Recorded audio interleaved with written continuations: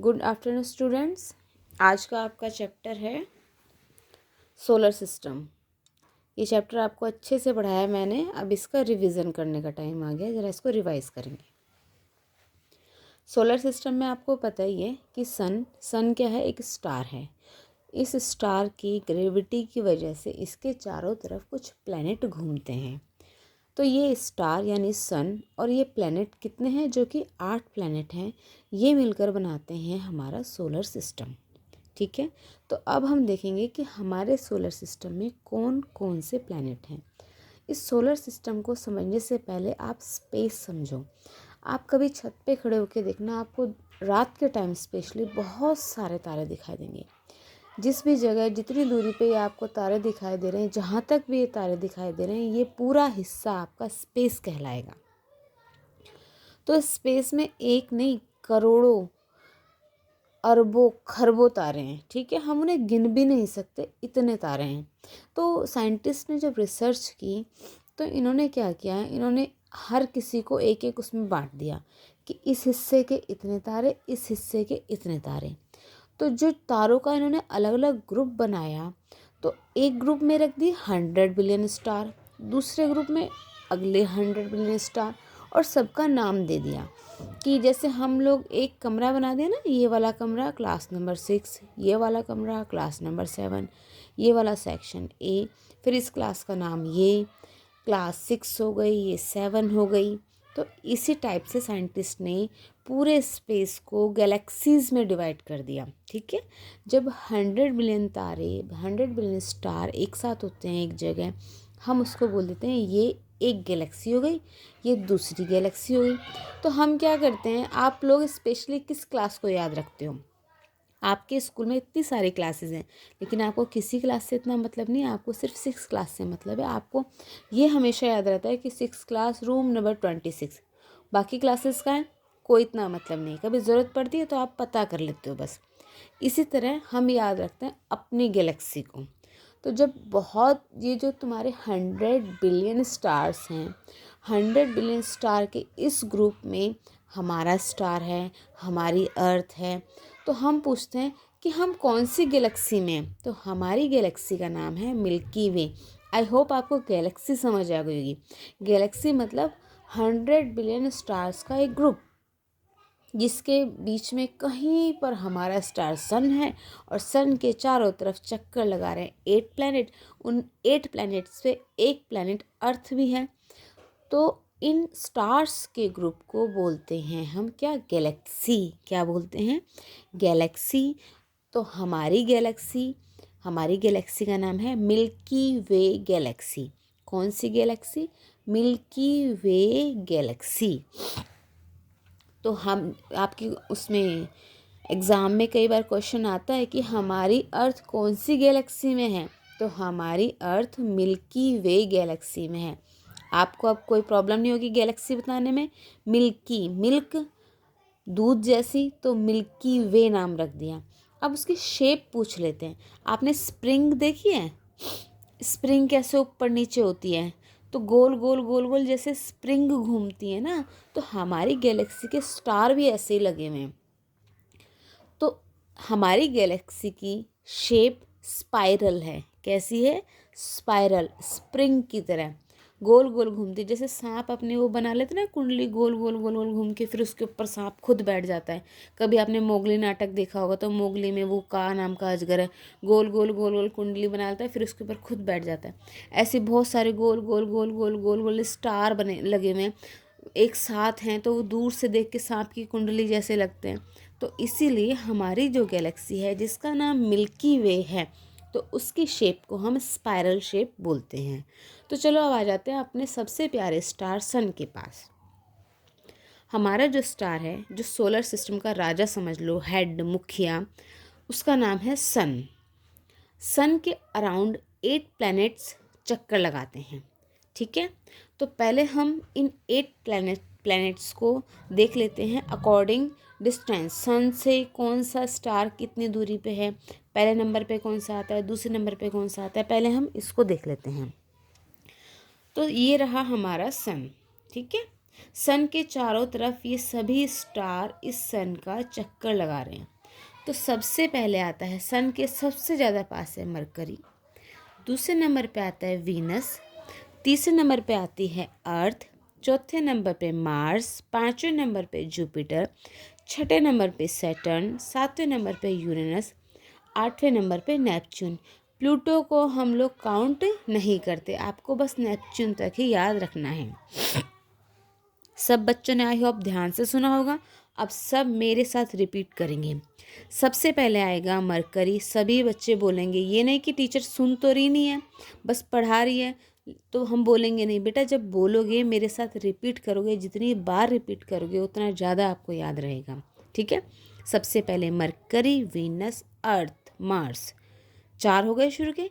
Mercury, Venus, earth, Mars, mercury, Venus, earth, Mars.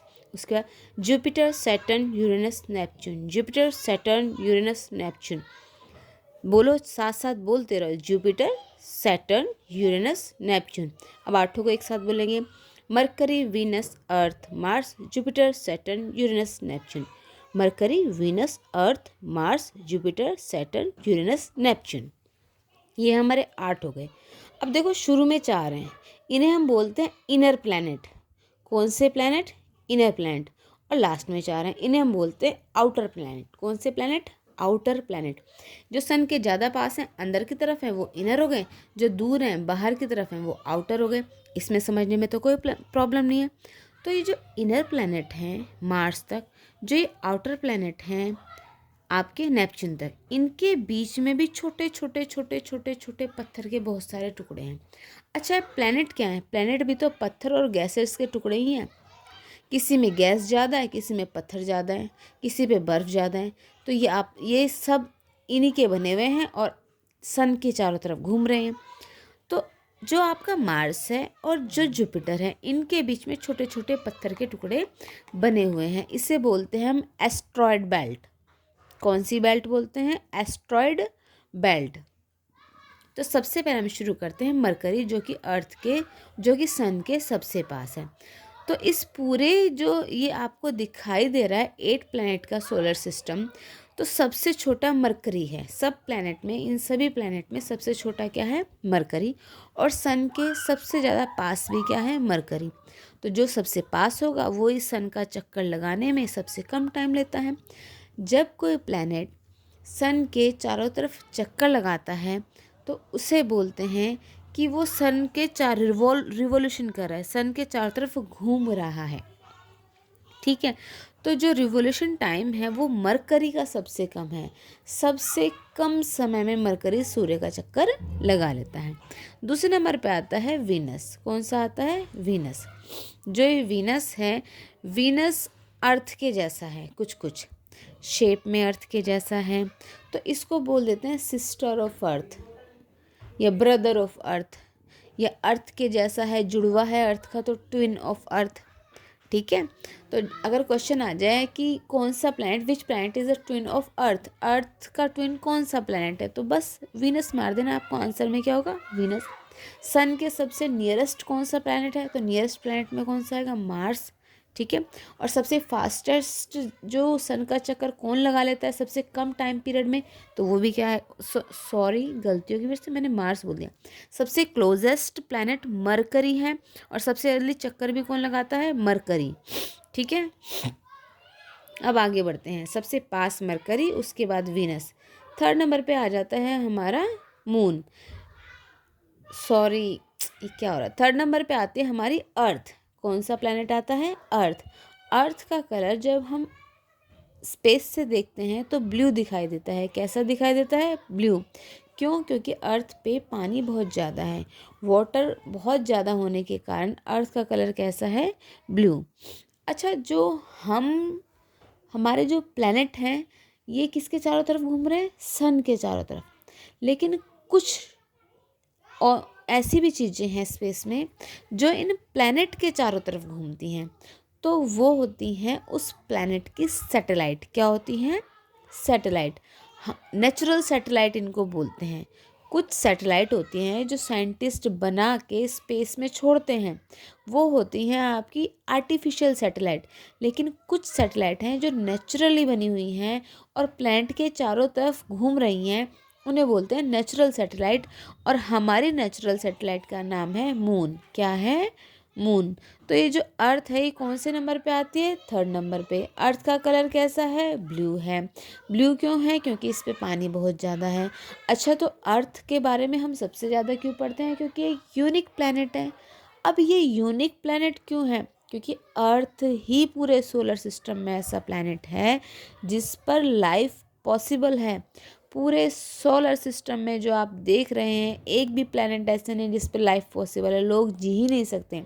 तो only on single planet जिस पे life possible है वो है अर्थ। तो ये एक यूनिक प्लैनेट हो ही जाता है। अब इनमें से जो वीनस है, अभी हमने वीनस के बारे में पढ़ा है। जब आप मॉर्निंग में सुबह सुबह उठोगे, 5 बजे के करीब आकाश में देखोगे, अगर आकाश में बादल बादल नहीं है, बिल्कुल साफ़ है, तो आपको एक स्टार की तरह चमकता हुआ दिखाई देगा स्पेस में।